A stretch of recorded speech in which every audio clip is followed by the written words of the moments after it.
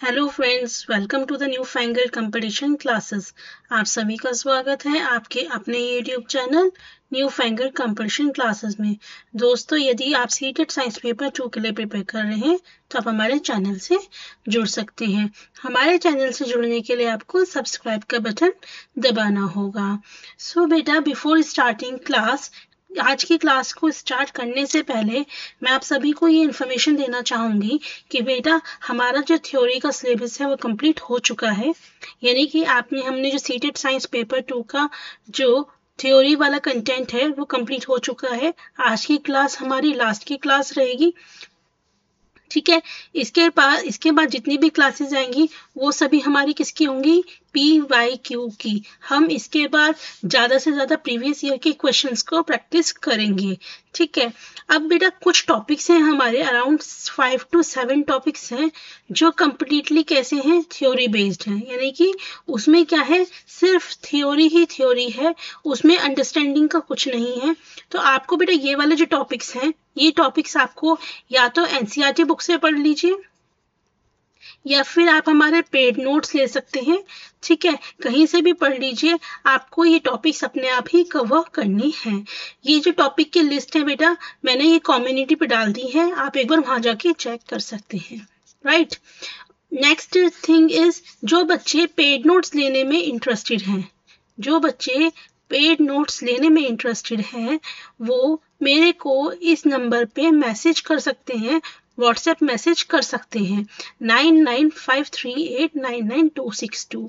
तो बेटा, आपको बहुत छोटी सी अमाउंट देके ये पेड नोट्स मिल जाएंगे, जिसके अंदर आपको जितना भी हमने अभी तक कंटेंट पढ़ा है, सभी कंटेंट प्लस आपके जितने प्रीवियस ईयर के क्वेश्चंस पेपर हैं प्लस वो मिलेंगे, और आपके एग्जाम होने तक फुल सपोर्ट। आप मुझसे कभी भी मैसेज करके किसी भी टॉपिक के बारे में कोई भी जानकारी ले सकते हैं। और अगर आपको मान लीजिए कोई टॉपिक नहीं समझ में आया था तो मैं आपको उसके लिए पर्सनल क्लास भी दूंगी। सो बेटा, पेड नोट्स लेने का ये आपको बेनिफिट मिलेगा। चलिए अब स्टार्ट करते हैं हम हमारी आज की क्लास को। सो बेटा, आज हमारा टॉपिक है मोशन एंड टाइम। बहुत इंपॉर्टेंट टॉपिक है, और सबसे बड़ा प्रॉब्लम ये है कि आधे से ज़्यादा बच्चे इस टॉपिक में कंफ्यूज रहते हैं। मैं 2-3 दिन से इस पे क्वेश्चंस डाल रही हूँ प्रीवियस ईयर के, लेकिन ज़्यादातर बच्चे इसको गलत ही कर रहे हैं, ठीक है। सो आज हम स्टार्ट करेंगे टॉपिक को। तो बेटा, सबसे पहले हमें समझना होगा मोशन। मोशन क्या होता है? टाइम तो आपको पता है बेटा, समय, ठीक है। जब हम किसी भी कार्य को करते हैं, किसी भी काम को करते हैं, तो उसको काम करने के लिए जो वक्त लगता है उसी को क्या बोलते हैं? टाइम लगता है। मोशन क्या होता है? मोशन होता है बेटा, अगर कोई ऑब्जेक्ट, कोई पार्टिकल, कोई भी चीज समय के साथ अपनी पोजीशन बदलती है। मान लीजिए मेरा कोई ऑब्जेक्ट अभी यहाँ था, अब कुछ देर बाद यहाँ पे आ गया, तो इसका मतलब क्या है? मेरा ये जो ऑब्जेक्ट है वो कैसा है? मोशन में है, ठीक है। तो कोई भी चीज जो अपना पोजीशन को चेंज करती है समय के साथ, उसे हम क्या बोलते हैं? मोशन बोलते हैं। हमारी NCERT में बहुत सारे प्रकार के मोशन दे रखे हैं, जिसमें से सबसे पहली कैटेगरी हमारी आती है यूनिफॉर्म मोशन और नॉन यूनिफॉर्म मोशन की। फिर उसके बाद हम पढ़ेंगे बेटा ट्रांसलेशनल, सर्कुलर और पीरियोडिक मोशन, ठीक। देखिए, सबसे पहले हम बात करते हैं यूनिफॉर्म और नॉन यूनिफॉर्म मोशन की। यूनिफॉर्म, जैसे कि नाम से पता चल रहा है, एक समान। तो ऐसा मोशन बेटा जिसके अंदर जो आपका डिस्टेंस है इक्वल कवर हो रहा है इक्वल इंटरवल ऑफ टाइम में। यानी कि पहले 1 सेकंड में मान लीजिए आपका 1 किलोमीटर चल रहा है, दूसरे सेकंड में 2 किलोमीटर, तीसरे सेकंड में 1 किलोमीटर, फिर तीसरे सेकंड में भी 1 किलोमीटर। तो आप देख रहे हैं बेटा, समय के साथ साथ उसका जो डिस्टेंस है वो भी कितना है? इक्वल है। पहले भी 1 किलोमीटर, दूसरा भी और तीसरा भी। तो इस तरह की परिस्थिति को हम बोलते हैं यूनिफॉर्म मोशन। यानी कि जितना वो पहले कवर कर रहा था डिस्टेंस, अभी भी वो उतना ही कवर कर रहा है, तो उसे बोलेंगे यूनिफॉर्म मोशन। और अगर मान लीजिए वो पहले सेकंड में 1 किलो कवर करता, दूसरे सेकंड में 2 किलो, तीसरे सेकंड में 3 किलो। तो इस तरह का बेटा जो मोशन होता है उसे क्या बोलते हैं, नॉन यूनिफॉर्म, क्योंकि इसमें क्या हो रहा है कि समय बढ़ते बढ़ते उसकी जो किलोमीटर्स हैं वो भी बढ़ते जा रहे हैं। तो यदि कोई ऑब्जेक्ट इक्वल इंटरवल टाइम में इक्वल डिस्टेंस कवर करता है तो उसे बोलते हैं यूनिफॉर्म मोशन। और अगर कोई ऑब्जेक्ट हमारा इक्वल इंटरवल ऑफ टाइम में अनइक्वल डिस्टेंस कवर करता है तो उसे बोलते हैं non uniform motion. I hope यहाँ तक आपको समझ में आया होगा। अब हम बात करेंगे बेटा ट्रांसलेशनल मोशन की। ठीक है, जब हम बात करते हैं ट्रांसलेशनल मोशन की तो बेटा इसमें सबसे पहले हम दो चीजों के बारे में बात करते हैं। एक होता है रेक्टिलिनियर मोशन और एक होता है कर्विलिनियर मोशन। क्या होता है रेक्टिलिनियर मोशन और एक होता है कर्विलिनियर मोशन। तो देखिए, यदि कोई ऑब्जेक्ट हमारा एक पॉइंट से दूसरे पॉइंट तक जाता है स्ट्रेट लाइन में, यानी कि एक ऑब्जेक्ट मेरा यहाँ था और यहाँ पे पहुंच गया, so basically this is your straight line, तो इस तरह के मोशन को बोलते हैं रेक्टिलिनियर मोशन। और मान लीजिए कोई ऑब्जेक्ट था, वो यहाँ से एक पॉइंट से दूसरे पॉइंट पे जा रहा है, ठीक है, और तो आपका किस में है, ये ए से बी पे पहुंचा है, लेकिन किसके माध्यम से पहुंचा है, एक कर्व के माध्यम से पहुंचा। तो इस तरह के मोशन को बोलते हैं कर्विलिनियर मोशन। ठीक है, एक आता है सर्कुलर मोशन। सर्कुलर मोशन क्या होता है बेटा, यदि कोई ऑब्जेक्ट हमारा एक सर्कल में मूव करके पहुंचता है अपने डेस्टिनेशन पे, एक सर्कुलर पाथ पे मूव करके यदि कोई ऑब्जेक्ट हमारा पहुंचता है उसे हम बोलते हैं सर्कुलर मोशन, एक सर्कल पे जब करता है। और बेटा पीरियोडिक से मतलब आपको समझ में आ रहा है कि ऐसा मोशन जो क्या होता है एक समय के बाद खुद को रिपीट करता है। जैसे कि हमारी जो पृथ्वी है वो सन के चारों ओर घूम रही है, तो ये एक समय के बाद क्या करती है, अपनी पोजीशन को रिपीट करती है। आज रोज सुबह डे होता है ना, तो इसका मतलब क्या है, एक समय के बाद चीजें रिपीट हो रही हैं, तो ऐसा मोशन क्या होता है, पीरियोडिक मोशन होता है। घड़ी होती है, घड़ी आपकी चलती है फिर 12 पे आती है, फिर चलती है फिर 12 पे आती है। तो इस तरह का जो मोशन जो खुद को रिपीट करता है एक रेगुलर इंटरवल के बाद, ऐसे मोशन को हम क्या बोलते हैं बेटा, पीरियोडिक मोशन बोलते हैं। ठीक है, सो ये बेटा ग्राफ्स दिखाए गए हैं यूनिफॉर्म नॉन यूनिफॉर्म मोशन के। This is rectilinear, this is curvilinear motion, angular motion, ठीक है, रेक्टिलिनियर, सर्कुलर, रोटेशनल। हाँ बेटा, एक रोटेशनल मोशन होता है। रोटेशनल में क्या होता है, कोई भी ऑब्जेक्ट हमारा एक एक्सिस पे रोटेट करता है। मान लीजिए आपका पंखा है, तो वो इस तरीके से एक वाई एक्सिस लीजिए और उस तरीके से वो इस तरीके से रोटेट करता रहता है। तो जब कोई ऑब्जेक्ट हमारा एक एक्सिस के अलोंग रोटेट करता रहता है तो उसे हम क्या बोलते हैं, रोटेशनल मोशन बोलते हैं। ठीक, चलिए अब हम बात करेंगे बेटा किसकी, डिस्टेंस वर्सेस डिस्प्लेसमेंट की। ठीक है, सबसे पहले बच्चे ये समझिएगा डिस्टेंस क्या होता है। डिस्टेंस होता है एक्चुअल पाथ। क्या होता है, एक्चुअल पाथ, यानी कि हमें अगर ए पॉइंट से बी पॉइंट तक पहुंचना है तो ए पॉइंट से बी तक पहुंचने के लिए जो हमने एक्चुअल पाथ लिया वही हमारा क्या है, डिस्टेंस है। ठीक है, और डिस्प्लेसमेंट क्या होता है, शॉर्टेस्ट पाथ। क्या होता है, शॉर्टेस्ट पाथ, यानी ये सबसे छोटा रास्ता जो होगा ए पॉइंट से बी पॉइंट तक पहुंचने का, उसे क्या बोलेंगे, डिस्प्लेसमेंट बोलेंगे। अब जैसे एक एग्जाम्पल से समझते हैं, मेरे पास बेटा यहाँ पे क्या है, एक डायग्राम है। क्या है, एक डायग्राम है जिसके अंदर क्या है, ये आपका ए है, ये पॉइंट बी है। यदि मैं इस रास्ते से होके जाती हूँ, ठीक है, इस रास्ते से होके मैं बी पॉइंट तक पहुंचती हूँ, तो बेटा ये क्या है, डिस्टेंस, ये क्या है, एक्चुअल पाथ। ठीक, अब मैंने सोचा भैया मैं तो थक जाऊंगी, मुझे चाहिए छोटा रास्ता, तो इस रास्ते से बेटा यहाँ तक छोटे रास्ता जो मैंने पकड़ा यहाँ से यहाँ तक पहुंचने का, इस रास्ते को बोलेंगे डिस्प्लेसमेंट। यहाँ तक समझ में आया। ठीक है, अब और बातें समझिए इसके बारे में। पहले आपको ये समझ में आया डिस्टेंस और डिस्प्लेसमेंट में क्या फर्क है। डिस्टेंस क्या होता है, एक्चुअल पाथ, और डिस्प्लेसमेंट क्या होता है, सबसे छोटा रास्ता कहीं पहुंचने का, उसे हम बोलते हैं डिस्प्लेसमेंट। हमेशा याद रखिएगा बेटा, डिस्टेंस एक स्केलर क्वांटिटी होती है। इसका मतलब क्या होता है, एक ऐसी क्वांटिटी होती है जो किस पे निर्भर करती है, केवल मैग्नीट्यूड पे। किस पे निर्भर करती है, मैग्नीट्यूड पे निर्भर करती है। और डिस्टेंस हमेशा बेटा पॉजिटिव वैल्यू ही देता है। क्या देता है, पॉजिटिव वैल्यू देता है। इन बातों को याद रखिएगा। यदि मुझे बेटा डिस्टेंस को मेजर करना है तो मैं कौन से इंस्ट्रूमेंट का यूज करती हूँ, ओडोमीटर का, राइट। और बेटा इसकी यूनिट क्या होती है, वैसे तो जनरल यूनिट इसकी मीटर होती है, ठीक है। Centimetre, kilometre, millimetre, cubic, light year, ये सभी हमारी क्या होती हैं, इसकी यूनिट्स होती हैं। अगर मैं बेटा डिस्प्लेसमेंट की बात करती हूँ तो जो डिस्प्लेसमेंट होता है वो होती है हमारी कैसी क्वांटिटी, वेक्टर क्वांटिटी। क्या होती है, वेक्टर क्वांटिटी। तो बेटा वेक्टर क्वांटिटी क्या होती है, एक ऐसी क्वांटिटी जो हमारा मैग्नीट्यूड और डायरेक्शन दोनों पे निर्भर करती है, ठीक है। इसी वजह से क्योंकि डायरेक्शन पे भी निर्भर करती है तो बेटा हमारा जो डिस्प्लेसमेंट होता है वो पॉजिटिव हो सकता है, नेगेटिव हो सकता है, जीरो भी हो सकता है। अगर मान लीजिए मैंने यहाँ से एक सर्कल पे चलना शुरू करा और मैं वापस इसी पॉइंट पे पहुंच गई, ठीक है, तो इस पॉइंट पे बेटा वापस आने के लिए मेरा डिस्प्लेसमेंट कितना होगा, जीरो, क्योंकि जहां से स्टार्ट किया था वहीं पे पहुंच गया। तो इसका शॉर्टेस्ट पाथ क्या है, कुछ भी नहीं है। तो इस केस में डिस्प्लेसमेंट क्या होगा, जीरो। और आपका डिस्टेंस कितना होगा, 2πr, यानी कि पूरा का पूरा क्या है, डिस्टेंस।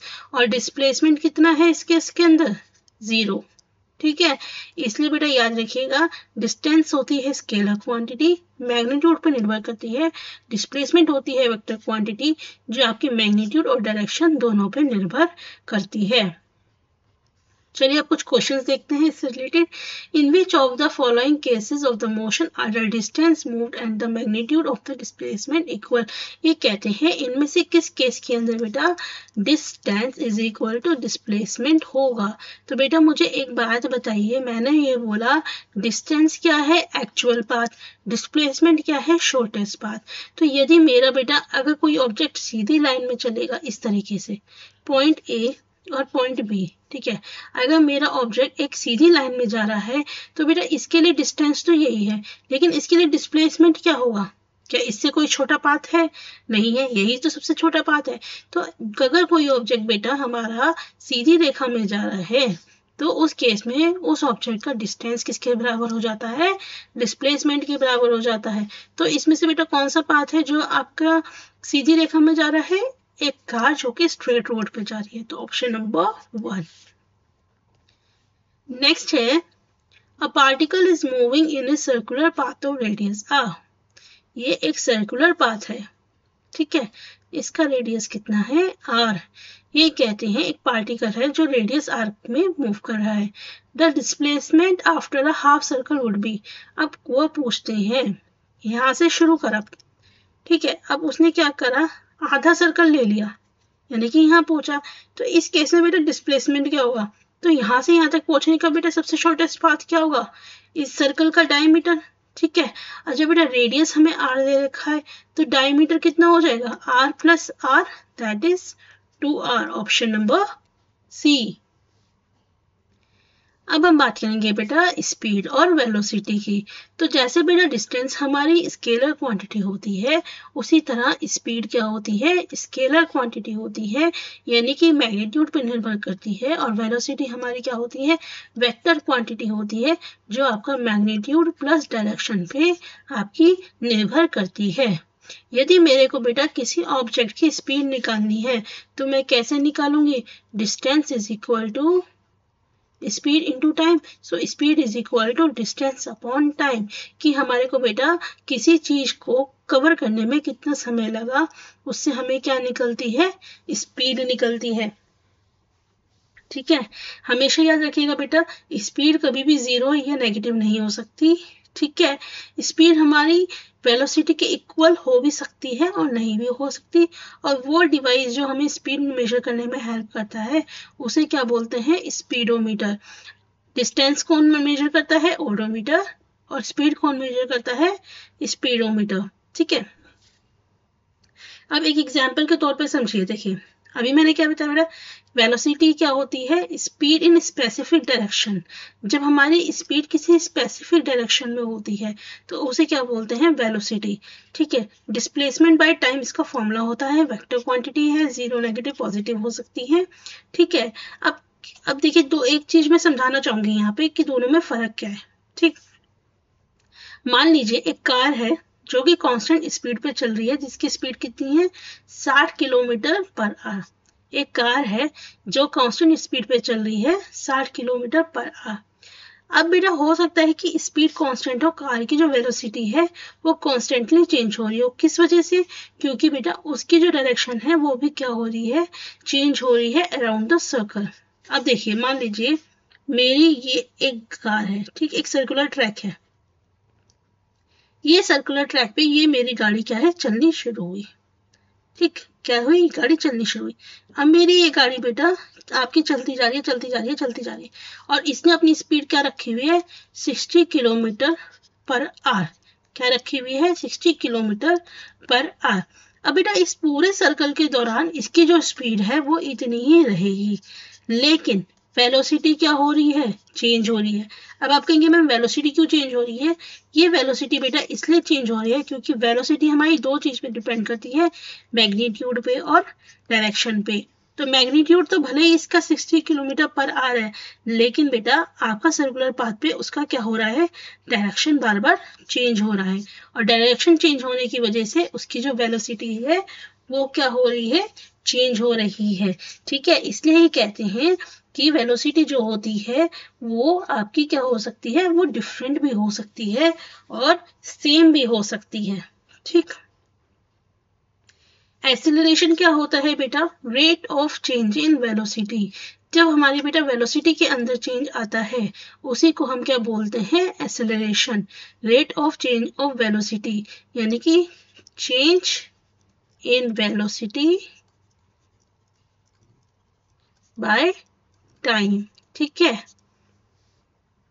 सो बेटा ये कुछ फॉर्मूलेज हैं जो आपको याद रखने हैं। यूनिट्स है, लाइट ईयर होती है हमारी डिस्टेंस की यूनिट, राइट।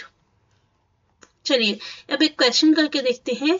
बोजो walks to his school which is at a distance of 3 kilometre from his home. ये कहते हैं कि बोजो घर से कहाँ गया, स्कूल गया, जो कितनी दूरी पे है, 3 किलोमीटर की दूरी पे।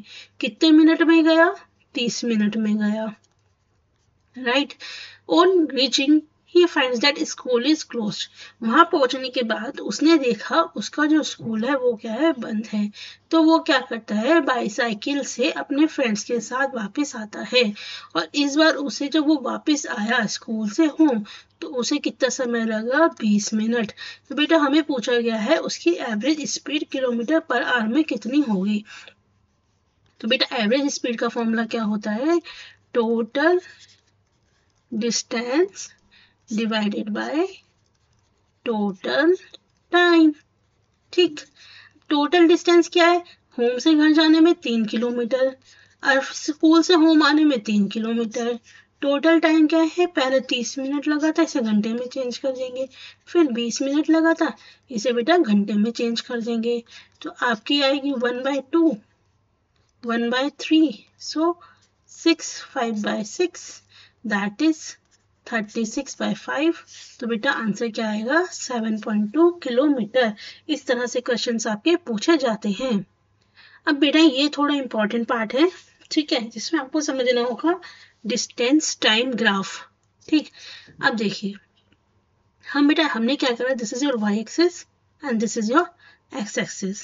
अब क्या है, इस पे हमने टाइम लिया, इस पे हमने डिस्टेंस लिया। ठीक, अगर हमारा कोई ऑब्जेक्ट स्टेशनरी है यानी कि वो चल ही नहीं रहा, अगर कोई ऑब्जेक्ट बेटा स्टेशनरी है जो चल नहीं रहा, तो उस केस में क्या होगा, हमारी एक सीधी रेखा जाएगी जो क्या होगा, एक्स एक्सिस के पैरेलल होगी। क्या होगी, एक्स एक्सिस के पैरेलल होगी। तो ये क्या दर्शाता है कि समय तो बढ़ रहा है, समय तो बढ़ रहा है, लेकिन जो डिस्टेंस है वो पहले भी यही थी, फिर भी यही थी, फिर भी यही थी। मतलब पहले भी 5 थी, फिर भी 5 थी, अब भी 5 है। समय के साथ बेटा डिस्टेंस क्या है, सेम है। तो जब डिस्टेंस सेम है समय के साथ, तो इसका क्या मतलब है कि आपका बेटा वो बॉडी कहाँ पर है, वहीं की वहीं स्थिर है, चल नहीं रही। ठीक, अगर मेरी बॉडी चल रही होती, अगर मेरी बॉडी क्या होती, चल रही होती, मान लीजिए पहले 1 मिनट में उसने 5 डिस्टेंस कवर करा तो यहाँ होता, फिर दूसरे डिस्टेंस में फिर 5 कवर करता तो यहाँ होता, फिर तीसरे में फिर 5 कवर करता तो यहाँ होता। तो उस केस में क्या होता बेटा, एक यूनिफॉर्म मोशन बन जाता और लाइन हमारी कैसे जाती, ओरिजिन से होती हुई जाती, स्ट्रेट स्लोप बनता। ठीक, अब अगर मान लीजिए अब हमारा ट्रैफिक है, ठीक, अब ट्रैफिक के होने की वजह से क्या हुआ, आपका जो स्पीड है कभी बढ़ रही है कभी घट रही है। तो यदि आप कभी आपने क्या करी, पहले धीरे स्टार्ट करी, फिर और तेज हो गई, फिर और तेज हो गई, फिर और तेज हो गई, तो अब क्या है, नॉन यूनिफॉर्म मोशन हो गया, एक तरह का मोशन नहीं है, स्पीड इंक्रीज हो रही है। तो बेटा ऐसे केस में हमारा जो स्लोप बनता है वो कैसा बनता है, कर्व्ड लाइन बनता है। ठीक है, अब अगर ये कर्व लाइन हमारी बेटा ऊपर की साइड जा रही है तो एक्सीलरेशन हो रहा है, यानी कि स्पीड बढ़ रही है, और अगर ये कर्व लाइन हमारी नीचे की साइड जा रही है तो क्या हो रहा है, डी एक्सीलरेशन हो रहा है, यानी कि हमारी जो स्पीड हो रही है वो घट रही है। ठीक, अब आपसे यहाँ पे बेटा एक क्वेश्चन इस तरीके से पूछा जा सकता है, मान लीजिए 3 कार हैं ए बी सी, ठीक, तो इन तीनों में बेटा स्पीड कैसी होगी। सबसे पहले हमेशा याद रखिएगा, डिस्टेंस टाइम ग्राफ हमेशा आपको क्या देता है, स्पीड देता है, क्या देता है, स्पीड। तो ये जो लाइन है बेटा ये हमें क्या बता रही है, स्पीड, ए की स्पीड, बी की स्पीड और सी की स्पीड। तो इस केस में हमेशा याद रखिएगा बेटा, जितना ये ऊपर की साइड जाएगी, जितना ये हाई होगा उसकी स्पीड बेटा उतनी ही ज्यादा होगी। तो इस केस में बात करते हैं बेटा, सबसे ज्यादा स्पीड ए की होगी, फिर बी की एंड देन सी की। ठीक, तो सबसे ज्यादा स्पीड किसकी होगी, ए की। अब देखिए इस तरह का एक क्वेश्चन पूछा भी गया हुआ है, इन्होंने कहा है 4 कार है A B C and D, ठीक है, एक लेवल रोड पे चल रही है, डिस्टेंस वर्सेस टाइम ग्राफ दिया हुआ है, हमें बताना है सही स्टेटमेंट क्या है। तो मैंने अभी क्या बताया था बेटा, जितना स्टीपर होगा स्लोप, यानी कि जितना ऊपर की साइड होगा वो ही सबसे फास्टेस्ट होगा। तो सबसे तेज कौन सी है, सी, और सबसे स्लो कौन सी है, बी, राइट। तो ये कहते हैं कार ए फास्टर होगी बी से, क्या ए आपकी फास्टर होगी बी से, या बी इज द स्लोएस्ट, ये वाली बिल्कुल सही है बेटा, बी क्या है आपका, सबसे कम है, बी क्या है, सबसे कम है, राइट। So option number 2।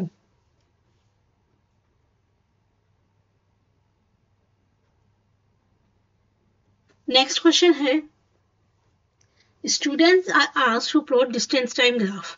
अब देखिए जब इस तरह के दो टेबल्स हैं बेटा, ठीक है, तो इस केस में आपको क्या करना है, अब डिस्टेंस टाइम ग्राफ पूछा है, अब ये तो आपको पता है डिस्टेंस यहाँ लेना है, टाइम यहाँ लेना है, लेकिन बेटा अगर आप ध्यान से देखोगे तो इसमें भी स्पीड क्या आएगी, 10 10 10 10, स्पीड क्या निकल रही है, 10, और इसकी देखोगे 10 10 10 10, तो यहाँ पे भी बेटा क्या है, स्पीड। तो दोनों ही केस में जब स्पीड हमारे सेम है बेटा, तो स्लोप्स भी कैसे होंगे, इक्वल। तो ऑप्शन नंबर 3। अब बेटा जैसे हमने बात करी थी डिस्टेंस टाइम ग्राफ की, वैसे ही हम बात करेंगे किसकी, वेलोसिटी टाइम ग्राफ की। तो बेटा वेलोसिटी टाइम ग्राफ हमें क्या देता है, सबसे पहली बात एक्सीलरेशन, इसका जो स्लोप होता है, ये जो बेटा स्लोप होता है ये क्या देता है, एक्सीलरेशन देता है। और एरिया जो होता है, जो अगर हम मान लो इस एरिया की बात करते हैं तो ये हमें क्या देता है, डिस्प्लेसमेंट। दोनों बातों में याद रखिएगा कि ग्राफ के अंदर का जो एरिया होता है वो डिस्प्लेसमेंट देता है, और जो स्लोप होता है बेटा ये क्या देता है, एक्सीलरेशन। क्यों देता है, क्योंकि बेटा हमने क्या पढ़ा था, एक्सेलरेशन किसके बराबर होता है, change in velocity over the time. जब हमारी वेलोसिटी के अंदर चेंज आता है समय के अनुसार तो वो क्या बन जाता है, एक्सेलरेशन बन जाता है। तो अगर मैं बेटा सबसे पहले इस वाली बॉडी की बात करती हूँ तो यहाँ पे क्या है, वेलोसिटी सेम है ओवर द टाइम, क्या है यहाँ पे, वेलोसिटी आपकी सेम है ओवर द टाइम, ठीक है। यहाँ पे क्या है आपका यूनिफॉर्म एक्सेलरेशन हो रहा है, यहाँ पे एक्सेलरेशन नहीं हो रहा, याद रखिएगा यहाँ पे क्या है, कांस्टेंट स्पीड है इसलिए एक्सेलरेशन नहीं होता। एक्सेलरेशन बेटा तभी होता है जब वेलोसिटी के अंदर चेंज आता है। जैसे कि यहाँ पे वेलोसिटी में चेंज आ रहा है, पहले 5 थी, फिर 10 थी, फिर 15 थी, फिर 20 थी, ठीक है। लेकिन इस केस में क्या है, सब में बराबर मात्रा से चेंज आ रहा है। क्या हो रहा है, बराबर मात्रा से चेंज आ रहा है। इस वजह से बेटा ऐसे एक्सेलरेशन को हम क्या बोलते हैं, यूनिफॉर्म एक्सेलरेशन, यानी कि समान एक्सेलरेशन। और अगर मान लीजिए आपका क्या है, पहले कम थी, फिर एकदम तेज हुई, फिर और तेज हुई, तो अब जो वेलोसिटी है बेटा वो समान नहीं रही, वो अलग अलग तरीके से चेंज हो रही है। तो ऐसे केस में बेटा इसको हम क्या बोलते हैं, नॉन यूनिफॉर्म एक्सेलरेशन। क्या बोलते हैं, नॉन यूनिफॉर्म एक्सेलरेशन। और बेटा जब ये हमारा लाइन नीचे की तरफ जाए तो इसको हम बोलते हैं नॉन यूनिफॉर्म रिटार्डेशन। और अगर बेटा यूनिफॉर्म रिटार्डेशन होता तो ये लाइन कैसी होती, ऐसे। यूनिफॉर्म रिटार्डेशन होता तो ऐसे, और नॉन यूनिफॉर्म है तो ऐसे। तो ये बात बेटा याद रखिएगा, आपसे एग्जाम में पूछा जा सकता है। तो बेटा क्वेश्चन देखिए कैसे पूछा गया, slope of velocity time graph gives. जो बेटा वेलोसिटी टाइम होता है उसका जो स्लोप होता है हमें क्या देता है, एक्सेलरेशन। अभी हमने पढ़ा। अब हम बात करेंगे बेटा न्यूटन्स के लॉ ऑफ मोशन की। क्या कहते हैं, न्यूटन्स के लॉ ऑफ मोशन की। पहला लॉ ऑफ मोशन ये कहता है न्यूटन्स का, कोई भी बॉडी आपकी जब तक रेस्ट में या फिर मोशन में रहती है, जब तक कि उसके ऊपर कोई एक्सटर्नल फोर्स नहीं लगता। जैसे कि मान लीजिए ये बॉडी है, ये ऑब्जेक्ट है, ये इसी पोजीशन में रहेगा जब तक कि इसके ऊपर कोई फोर्स नहीं लगेगा। अभी लड़की आई, इससे टकरा गई, तो अब क्या होगा, ये ऑब्जेक्ट भी हिल जाएगा। तो फर्स्ट लॉ ऑफ मोशन कहता है कि कोई भी ऑब्जेक्ट अपनी या तो रेस्ट में रहेगा या फिर वो मोशन में रहेगा जब तक कि उसके ऊपर कोई एक्सटर्नल फोर्स नहीं लग जाता, ठीक।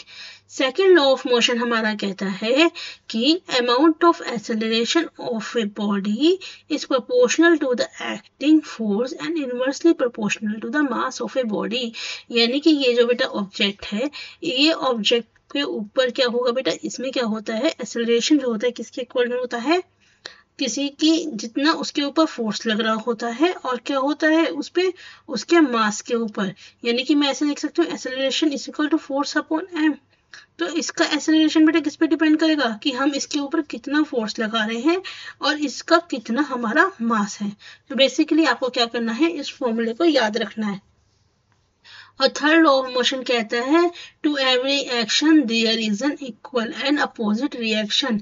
इसका मतलब ये है कि मान लीजिए इस बैलून ने ऊपर जाने के लिए जितना फोर्स लगाया होगा उतना ही फोर्स इसका बेटा नीचे भी लगा होगा। अगर आप क्या करते हैं, एक बंदूक लेते हैं, उस पे से गोली चलाते हैं, तो बेटा जितना फोर्स आगे जाने के लिए लगा है उस गोली को, उस गोली ने भी उस बंदूक पर उतने ही पावर से दोबारा से क्या लगाया होगा, फोर्स लगाया होगा, ठीक है।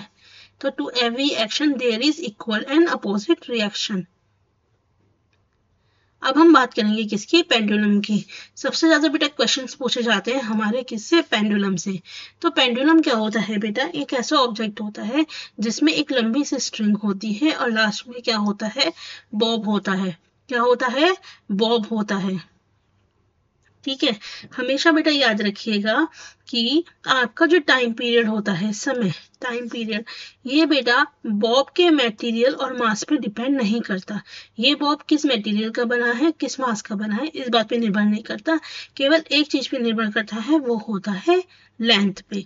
किस पे निर्भर करता है, लेंथ पे। और बेटा लेंथ के साथ भी कैसा रिलेशनशिप होता है, इसका डायरेक्ट रिलेशनशिप होता है। ये बात याद रखिएगा, ठीक। अब देखते हैं बेटा क्वेश्चंस कैसे पूछे जाते हैं। इसमें क्वेश्चन ऐसे पूछे जाते हैं, ये कहते हैं एक बॉब के द्वारा ए से बी आने में कितना समय लगा, T1, ए से बी आने में कितना लगा, T1, ठीक है। और सी से ओ आने में कितना लगा, T2, ठीक है। सी से ओ आने में कितना लगा, T2। Then time period of the simple pendulum is, देखिए बेटा यहाँ से यहाँ तक आने में इसको कितना समय लगा, T1 प्लस T2।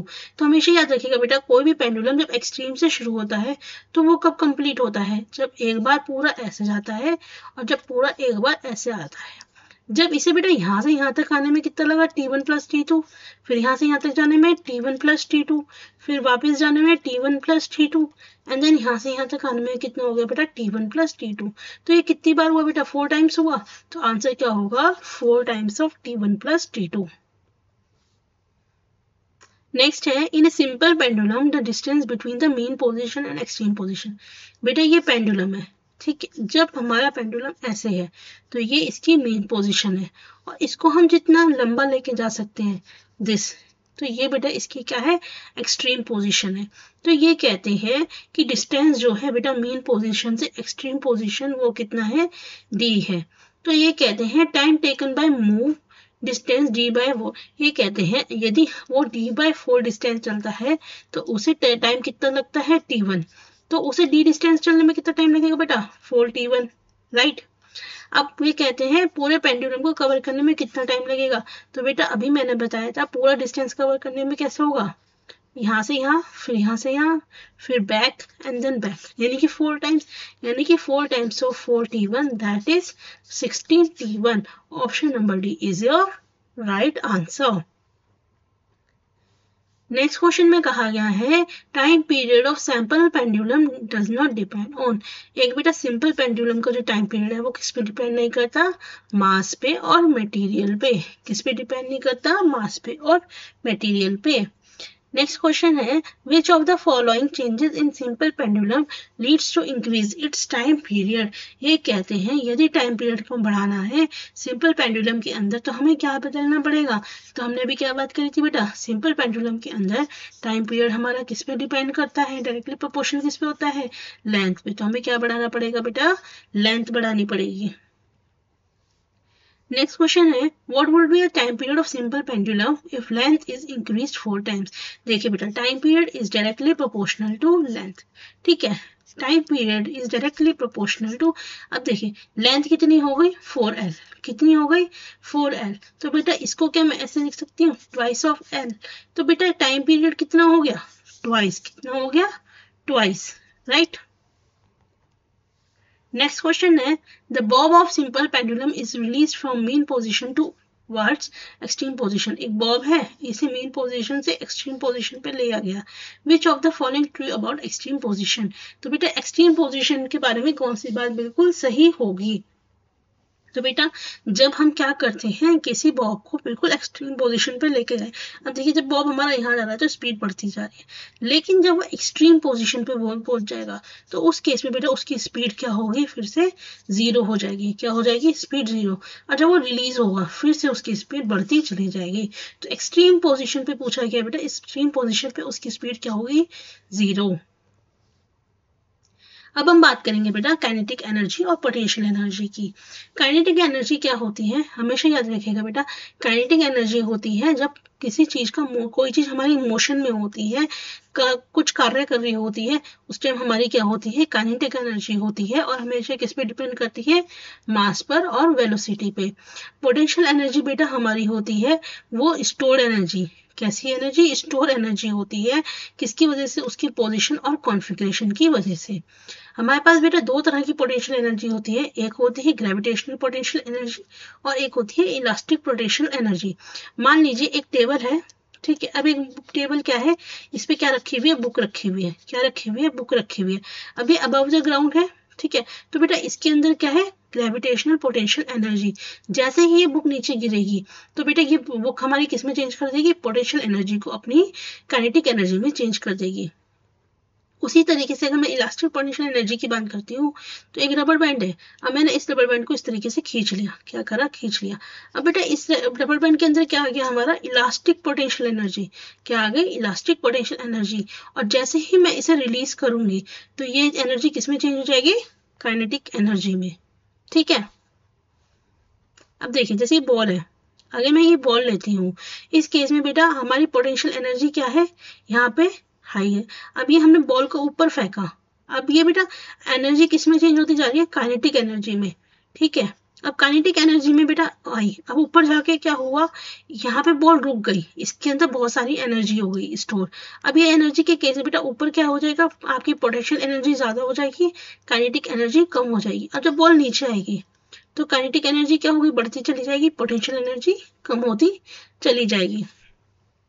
इसी तरीके से बेटा हमारा बॉब का केस आता है, हमेशा याद रखिएगा। इनिशियली पोटेंशियल एनर्जी क्या होती है हमारी 0, काइनेटिक एनर्जी क्या होती है सबसे ज्यादा होती है। अब क्या हुआ बेटा, ये बॉडी मूव करने लगी, ऊपर गई। अब आपको पता है ऊपर जाके स्पीड हो जाती है 0, स्पीड 0 होने की वजह से इसकी क्या हो गई, काइनेटिक एनर्जी 0 हो गई। और बेटा इसमें पोटेंशियल एनर्जी क्या हो गई, मैक्सिमम। क्या हो गई, पोटेंशियल एनर्जी मैक्सिमम। अब ये जैसे जैसे बेटा वापस आएगी फिर क्या हो जाएगी, पोटेंशियल एनर्जी 0 और काइनेटिक एनर्जी मैक्सिमम। उसी तरीके से हमें हमेशा बेटा स्प्रिंग के बारे में भी पूछा जाता है। स्प्रिंग के केस में क्या होता है, अगर हमारी इसके अंदर बेटा कोई एनर्जी नहीं है, ठीक है, अगर वो नॉर्मल स्टेट में है तो उसके अंदर कोई इलास्टिक पोटेंशियल एनर्जी नहीं है। लेकिन जैसे ही मैं इसको स्ट्रेच करती हूँ और या कंप्रेस करती हूँ तो इसके अंदर क्या आ जाएगी, हमारी इलास्टिक पोटेंशियल एनर्जी आ जाएगी। और जब हम इसे रिलीज करेंगे तो वो किस में चेंज हो जाएगी, काइनेटिक एनर्जी के अंदर चेंज हो जाएगी। ठीक है, वही कंसेप्ट बेटा हमारा यहाँ पे है। अभी हमारा मेन पोजीशन पे है तो इसके अंदर कोई पोटेंशियल एनर्जी नहीं है, लेकिन जैसे ही हम इसे ऊपर लेके जाएंगे तो इसकी पोटेंशियल एनर्जी मैक्सिमम हो जाएगी। और जैसे ही हम इसे रिलीज करेंगे तो ये इसकी जो काइनेटिक एनर्जी है वो बढ़ जाएगी, उसमें कन्वर्ट हो जाएगी। ठीक है, ये बेटा रिलेशनशिप है, आपसे पूछ लिया जाता है, एक बार आप इसे पढ़ लेंगे। चलिए कुछ क्वेश्चंस देखते हैं बेटा। क्वांटिटी जिसको हम मेजर करते हैं उसे हम क्या बोलते हैं बेटा, फिजिकल क्वांटिटी। ठीक, आपको बेटा बताना है करेक्ट सीक्वेंस। तो बेटा हमने ऑलरेडी देखा था, सबसे छोटा millimetre, centimetre, metre and then kilometre. So option number C. Dash is a rectilinear motion. बेटा रेक्टिलिनियर मतलब जो सीधी लाइन रेखा में मोशन हो। अब बेटा एयर मॉलिक्यूल्स जो होते हैं उनका तो मूवमेंट कैसा होता है, रैंडम, ऐसे ऐसे ऐसे ऐसे ऐसे ऐसे, कहीं पे भी हो सकता है, तो ये नहीं हो सकता। तो option number B. Instrument use for measuring mass. बेटा मास को यूज करने के लिए हम किसका यूज करते हैं, स्प्रिंग बैलेंस का और बीम बैलेंस। बीम बैलेंस को बेटा बोलते हैं तराजू। क्या बोलते हैं, तराजू। ठीक है, तो option number C. Which of the following can not be use for the measurement of time. Time को बेटा मेजर करने के लिए हम इनमें से किसका यूज नहीं कर सकते, तो बेटा टैप का यूज कर सकते हैं, पेंडुलम और ऑब्जेक्ट। जो ब्लिंकिंग होती है, आइस का लपलपाना बेटा ये अनसर्टेन होता है, ये किसी के हाथ में नहीं होता। सो ऑप्शन नंबर डी, इसका हम यूज नहीं कर सकते। नेक्स्ट है बेटा, एक बॉय है जो कि एक राइड ले रहा है किसमें, मैरी गो राउंड। इस तरीके से मैरी गो राउंड है। Which of the following which is moving at the constant speed of 10 metre per second. ये कहते हैं 10 मीटर पर सेकेंड की स्पीड से लगातार चल रहा है।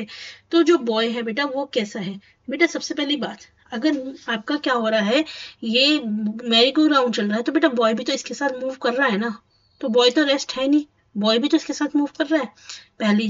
अब दूसरी बात क्या है, हमने पढ़ा था जब कोई चीज हमारी सर्कुलर पाथ पे चलती है तो स्पीड कांस्टेंट होगी, वो ठीक है, लेकिन वेलोसिटी क्या होती है, चेंज होती है।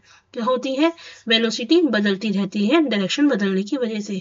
अब बेटा क्योंकि हमारी जो वेलोसिटी है वो बदल रही है तो इसकी वजह से क्या होगा, बॉडी हमारी किस में है, एक्सेलरेशन में। किस में है, एक्सेलरेशन में। So option number C. Next है, which of the following is true of a free falling body. Free falling body के लिए बेटा कौन सी बात सही है, ये हमारी फ्री फॉलिंग बॉडी है, गिर रही है, इसके लिए कौन सी बात सही है कि इसके अंदर बेटा क्या होगा, नॉन जीरो एक्सेलरेशन। क्या होगा, नॉन जीरो एक्सेलरेशन। क्यों होगा नॉन जीरो, क्योंकि इसकी जो वेलोसिटी है वो आपकी बढ़ती जा रही है। ठीक है, इसी तरीके से बेटा ये एक बॉल है जिसे को एयर में फेंका गया, उसे मैक्सिमम हाइट तक पहुंचाया गया, फिर वो वापस आया। तो इस केस में बेटा किसकी वैल्यू सेम रहेगी, एक्सेलरेशन की। किसकी वजह से, ड्यू टू ग्रेविटी की वजह से। इसकी वजह से, ग्रेविटी की वजह से हमेशा क्या रहेगा, सेम रहेगा। So guys this is all. Video अगर अच्छी लगे तो लाइक सब्सक्राइब शेयर जरूर कीजिएगा। इसके बाद हम स्टार्ट करेंगे हमारे प्रीवियस ईयर के क्वेश्चंस। ठीक है, सो अभी तक अगर आप हमारे चैनल से नहीं जुड़े तो जुड़ जाइए, क्योंकि आपका सीटेट एक ऐसा एग्जाम है जिसमें आपके प्रीवियस ईयर के क्वेश्चंस में से बहुत बहुत बहुत हेल्प मिलती है और बच्चे सिर्फ प्रीवियस ईयर के क्वेश्चन की मदद से ही अपने एग्जाम को क्रैक कर लेते हैं। सो अगर आप हमारे चैनल से नहीं जुड़े तो जुड़ जाइए। मिलेंगे नेक्स्ट वीडियो में नेक्स्ट आपके प्रीवियस क्वेश्चन के साथ। Thank you.